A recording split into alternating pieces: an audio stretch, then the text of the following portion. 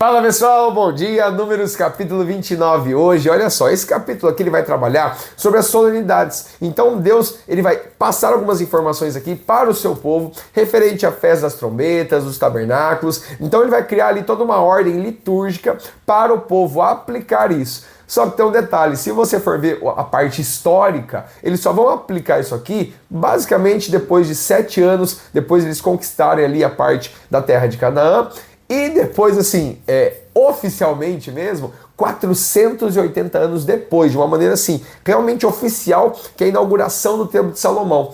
Aí você fala assim, poxa, mas por que Deus já passou essa informação se eles já estavam no deserto, não tinham atravessado o Rio Jordão, não tinham conquistado a terra? Por quê? Porque Deus, ele sabe lá na frente que nós não sabemos. Então ele sabia que passando essas informações naquela época, daquela forma, daquele jeito, ele já sabia que o povo iria estudar, visualizar, lembrar dessas palavras e aplicar lá na frente. Deus não erra com seus planos, Deus não é falho. Então ele já sabia como que a humanidade, ou seja, o povo de Deus, naquela época, iria aplicar isso para o futuro. E é interessante isso, tá, pessoal? Porque lá em Levítico 23, nós já tínhamos conversado sobre isso. Você pode assistir o vídeo aqui também, está disponível para você fazer essa ligação. Esse capítulo 29 aqui, ele nos traz outras informações que a gente consegue ligar, olha só, com a igreja que nós congregamos, com a forma litúrgica que é aplicado e também os extras. Como assim os extras? Não é só você ir na igreja, cultuar um dia da semana, um período, mas não as atividades extras. Ou seja, uma célula, um grupo de comunhão, atividades aí que a igreja oferece, uma capelania. Então assim, tem tanta coisa que a igreja pode oferecer. Eu não sei qual igreja você frequenta e congrega aí, mas você tem que ficar ligado com tudo que eles fazem de uma maneira extra. Por quê? Porque tudo é válido para o Senhor se feito verdadeiramente de acordo com a palavra de Deus. Então, a igreja ela tem que possuir vários ministérios. A igreja não tem que abrir uma vez na semana, 2 vezes na semana. Não, a igreja tem que estar aberta todos os dias, com diferentes formas de atuação. Então, aqui, Deus está especificando, por exemplo, a questão das festas, as festividades, e tem uma simbologia muito grande. Jesus, ele traz palavras para nós, e nesse capítulo aqui a gente consegue fazer essa ligação por várias vezes, tanto com uma adoração contínua, com o fato de um arrependimento, de um sacrifício central que vem dele, a liturgia no culto, a alegria em Cristo, tudo com palavras dele, que a gente vai ligar com o Novo Testamento daqui a pouquinho, tá bom?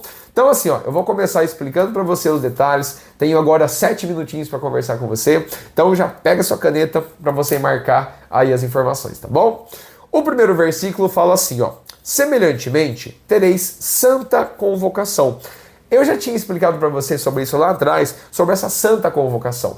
A santa convocação, o que é? É o povo de Deus se reunindo para adorar ao Senhor da forma como ele estipulou. Então não é nós que criamos algo para adorar o Senhor. Ele já nos pré-estabeleceu. Olha, é assim, assim, assim, assim, assim. Então, quando a gente vai cultuar na igreja, por exemplo, a gente sabe que vai ter um momento de louvor, vai ter um momento de oração, vai ter um momento de entrega de ofertas, dízimos e primícias, vai ter o estudo da palavra, a meditação da palavra, vai ter um apelo, vai ter vários momentos, ou seja, Deus coloca no coração dos pastores que estão guiando aquele momento para realmente aplicar essa liturgia.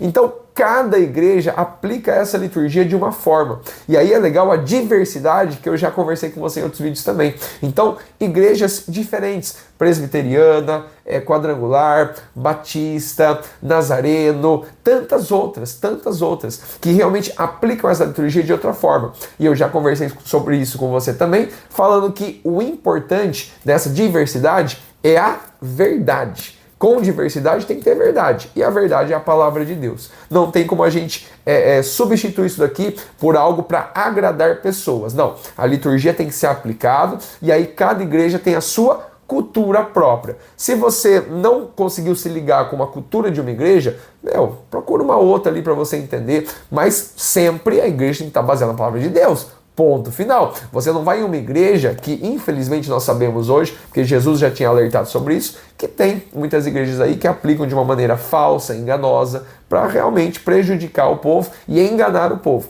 Isso você foge. Mas você só vai saber como escapar, fugir ou nem entrar se você meditar na palavra de Deus. Então, em primeiro lugar, você tem que meditar na sua casa, de dia e de noite, como o Senhor tinha falado lá para Josué. Medita no livro nesse livro da lei, de dia e de noite. Então, é eu que te fortifico, eu que te abençoo, estou com você, mas você tem que fazer a sua parte para você não ser enganado, tá? Então, isso é muito importante, tá bom? E aí, essa santa convocação explica um pouquinho disso. E aí, João, capítulo 4, versículo 23, olha só o que o Jesus fala sobre adoração contínua, tá? Então, João, capítulo 4, versículo 23, Jesus diz assim: mas a hora vem, e agora é, em que os verdadeiros adoradores adorarão o Pai, em espírito e em verdade, porque o Pai procura a tais que assim o adorem. Então, Jesus ele quer realmente nos mostrar que Deus está buscando esses verdadeiros adoradores, que estão ali de uma maneira contínua adorando. E nesse capítulo 29 deixa muito claro isso, que nessa situação aqui, as pessoas precisam buscar o Senhor diariamente, e não somente um dia na semana. E quando você vai ver, todo dia vai ter ali os sacrifícios, vai ter o trabalho, realmente é uma festividade muito trabalhosa, tá bom? Para você entender um pouquinho. Também tem o detalhe da expiação do pecado. Mateus capítulo 4, no versículo 17, Jesus fala sobre o seguinte. Ali você vai ver sobre o sacrifício do bode, né? Então Mateus capítulo 4, no versículo 17, olha só o que fala para você entender, tá bom? Essa importância do arrependimento, a expiação do pecado mesmo. Olha só. Mateus 4,17. Desde então começou Jesus a pregar e a dizer: arrependei-vos, porque é chegado o reino dos céus. O arrependimento dos pecados é por conta disso. É quando a gente tem aquela abertura de mente e fala assim, poxa, eu sou falho, sou pecador. Então, essa festividade aqui também tinha essa situação de oferecer, de sacrificar esse bode para expiação do pecado, para fazer lá expiação por vós. Então, Jesus foi o sacrifício máximo e total sobre a sua vida, sobre a minha vida, para realmente nos perdoar e fazer a gente enxergar que nós devemos nos arrepender e buscar a Ele de todo o nosso coração. Então, essa festividade também tinha essa simbologia, tá bom? Quando você continua lendo, você vai ver ali, já a partir do versículo 12, sobre os dias. Em cada dia vai ter uma quantidade de sacrifícios. Por exemplo, dos 7 primeiros dias, são 70 bezerros sacrificados, 14 carneiros, 98 cordeiros e 8 bodes. Então, em cada dia tem uma quantidade ali específica, e aí só o número de bezerros que vai diminuindo. Mas isso demonstra o quê? Que eles colocaram a mão na massa. Todo dia é dia de adorar o Senhor. E a gente pode até fazer uma ligação com esse sacrifício. Para que tanto sacrifício?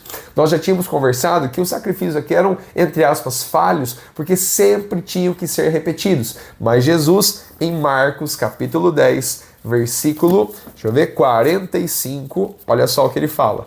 Marcos capítulo 10, versículo 45. Olha só o que Jesus está falando aqui, para você entender essa importância do sacrifício total e final dele, tá? Deixa eu abrir aqui, peraí, tem umas pagininhas grudadas. Aqui, ó, vamos lá, mais uma. Chegou. Porque o Filho do Homem também não veio para ser servido, mas para servir e dar a sua vida em resgate de muitos. Então, ou seja, o nosso Senhor Jesus, ele veio para ser o resgate de muitos e não de todos. Isso aqui é uma coisa que a gente precisa entender, tá? Muitos são chamados, poucos escolhidos. Como assim? Poxa vida, o evangelho é pregado por todo mundo, mas pessoas têm negado. Ah, não, isso aí é besteira, isso aí eu não acredito, isso aí é falho, isso aí é balela, isso aqui é mentira, isso aqui é um livro, isso aqui é tudo assim. Mas as pessoas têm recebido o convite. Mas Jesus, eu tô aqui, ó, o que eu fiz tá feito, eu fiz por amor de todos, então tá tudo pago. Agora, se você quiser me aceitar, crer em mim e entender, eu tô aqui à disposição. A palavra tá aqui, e aí, se você não quiser, você já sabe o julgamento que virá. Mas eu estou aqui. O que eu fiz por amor de todos foi bem válido, né? Então isso a gente precisa entender. Esse sacrifício central e final. E a última palavra está em João, capítulo 7, versículo 37. Olha só o que Jesus fala. No último dia, o grande dia da festa, Jesus se colocou em pé e clamou, dizendo: se alguém tem sede, que venha a mim e beba. Então, nesse último dia aqui, que representa basicamente o último dia aqui também, de Números 29, no 8º dia, a festa para o povo de Deus. Jesus se coloca de pé e fala: quem tem sede, venha a mim e beba. Então, não festeje sozinho, festeje comigo, venha até mim. Isso é muito importante a gente entender. A alegria final e central é que todos estejam com o nosso Senhor Jesus. E Ele faz o convite o tempo todo. Espero que você aceite e valorize isso, porque o sacrifício dele foi por amor a você e a mim. Nos vemos no capítulo 30. Um grande abraço, Deus abençoe.